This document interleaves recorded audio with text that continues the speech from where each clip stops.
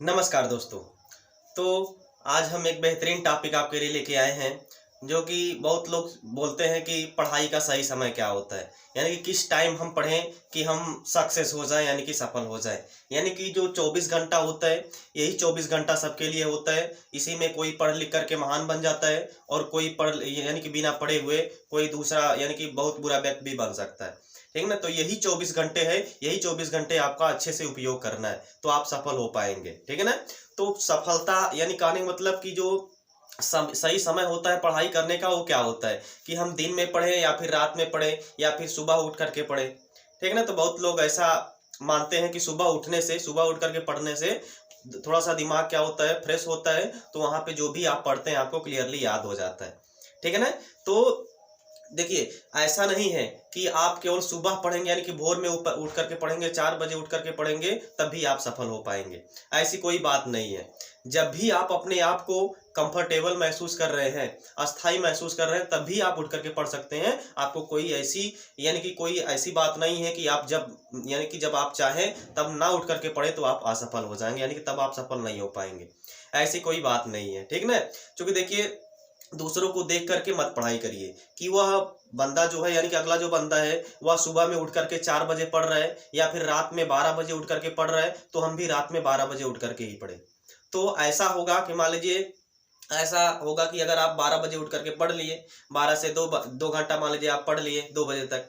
इसके बाद फिर सोएँगे और फिर जब सुबह कोचिंग पे जाएँगे या फिर जब स्कूल में जाएँगे, तो आप वहाँ पे झूलने लगेंगे ऐसे-ऐसे, ठीक ना? तो ऐसा उससे क्या मतलब है पढ़ाई का, बताइए? आप वहाँ पे तो आपका 2 घंटा यानी कि जो गया, यहाँ पे आपका कोचिंग पे या फिर स्कूल में जाकर के पूरा डिस्टर्ब हो गया।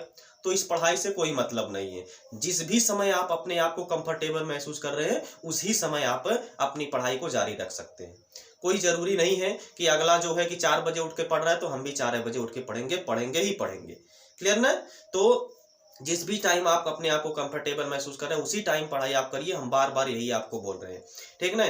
और दूसरी बात, दो बहुत लोग ये पूछते हैं कि सर हमको यानी कि कुछ सब्जेक्ट ऐसा होता है जो समझ में नहीं आता है, तो हम उसको कैसे डील करें, उसको हम कैसे पढ़ें?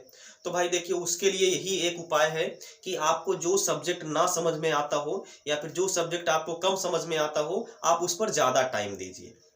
जैसे आपका साइंस हो गया या फिर आपका मैथ हो गया या फिर आपका इंग्लिश हो गया, इसमें जिस जिस यानी कि जो भी पोर्शन आपका कमजोर है, वीक है, उस पोर्शन पर आप थोड़ा सा मन लगा कर, यानी कि थोड़ी सी ज़्यादा टाइम दे दीजिए और उसको पहले पढ़िए। जब भी आप बैठिए पढ़ने के लिए, जो आपको समझ में नहीं आता है, जो टॉपिक या फिर जो सब्जेक्ट आपको नहीं समझ में आता है, उस सब्जेक्ट को आप पहले उठाइए और उसको पहले पढ़ लीजिए। ठीक है ना? तो इससे होगा क्या कि आप जो कठिन कार्य है वो पहले कर लेंगे। नहीं तो अगर आपको जो आता है, जो आपको समझ में आता है, अगर आप वो पहले पढ़ लेंगे, तो फिर बाद में अगर आप इसको पढ़ना भी चाहेंगे तब भी नहीं पढ़ पाएंगे। कि यानी कि यह बोल देंगे या बोल करके टाल देंगे कि चलो भाई छोड़ो, ये तो नहीं समझ में आया, तो अगले दिन इसको देखा जाएगा। फिर अगले दिन आपका वही प्रोसेस चलेगा, फिर अगले दिन आपका वही प्रोसेस चलेगा। तो ऐसे ऐसे जो आपका वो सब्जेक्ट है वो वीक होता चला जाएगा। ठीक है ना? तो आप ऐसा करिए कि जो सब्जेक्ट आपको टफ लग रहा हो, जो सब्जेक्ट आपको समझ में नहीं आता हो, उस सब्जेक्ट पर आप ज़्यादा से ज़्यादा समय दीजिए और उस सब्जेक्ट को आप पहले उठा करके पढ़ लीजिए।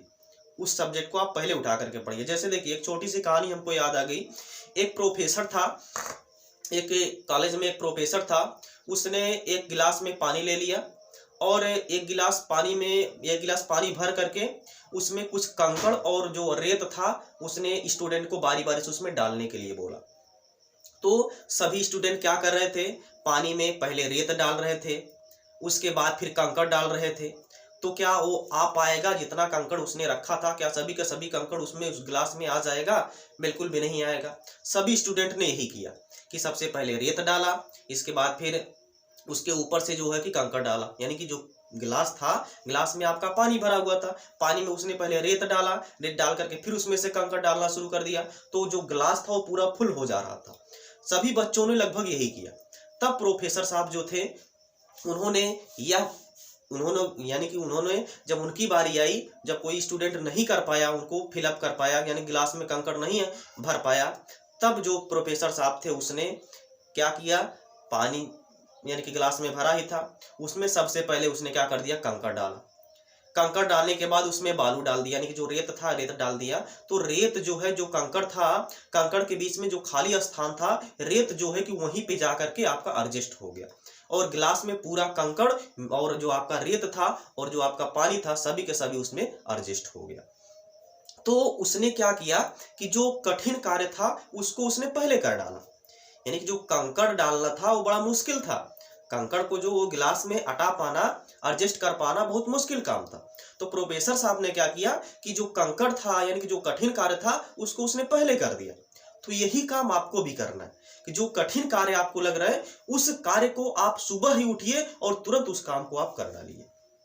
अगर आप ऐसा कर रहे हैं तो शाम होते होते आपके लिए जो सरल कार्य होगा वो वही केवल बचेगा, उसको आप आसानी से डील कर सकते हैं, उसको आप आसानी से पढ़ सकते हैं, कर सकते हैं उस काम को। क्लियर ना? तो सबसे पहला आपका काम यही रहना चाहिए कि सुबह उठते ही जो भी आपको काम करना उसमें से जो सबसे कठिन आपको कार्य यानी कि लगे वही काम आप पहले करिए, यानी कि जो सबसे टफ आपको सब्जेक्ट लगे वही सब्जेक्ट आप सबसे पहले उठाइए और उसको आप सबसे पहले रीड कर डालिए। क्योंकि भाई देखिए एक सब्जेक्ट में आपका कुछ भी नहीं हो सकता। अगर आप सोचें कि एक सब्जेक्ट हम पढ़ करके बहुत सारी परीक्षाएं जो है हम क्वालिफाई कर ले, तो ऐसा कुछ भी नहीं है। तो भाई आपको सभी सब्जेक्टों पर बहुत थोड़ा थोड़ा यानी कि कुछ ना कुछ टाइम सभी सब्जेक्टों पर आपको देना ही देना पड़ेगा। तो जो टफ सब्जेक्ट है, बार बार बोल रहे हैं, उस पर आप थोड़ा सा ज़्यादा टाइम इन्वेस्ट कर दीजिए, और जो आपको समझ में आता है जो सब्जेक्ट या फिर जो सब्जेक्ट आपको आसान लगता है उस पर आप थोड़ा सा कम समय दीजिए और उसको बाद में पढ़ने की ही कोशिश करिए। क्लियर ना? मैं आशा करता हूँ इसमें से कुछ बातें जो है आप लोगों को समझ में आई होगी। अगर इसमें कोई त्रुटि हो तो उसको आप कमेंट बॉक्स में बता सकते हैं, क्योंकि भाई जब आप लोग हमारी गलती को बताएंगे तभी हम उस अपनी गलती में सुधार करेंगे, और सुधार करके आगे से ऐसी गलती नहीं करेंगे। क्योंकि देखिए गलतियों से ही इंसान सीखता है, गलतियों से ही इंसान सीखता है। जितनी गलती आप करेंगे उतना ही ज़्यादा आपको सीख मिलेगी। क्लियर ना? तो अब मिलते हैं नेक्स्ट क्लास में। जय हिंद।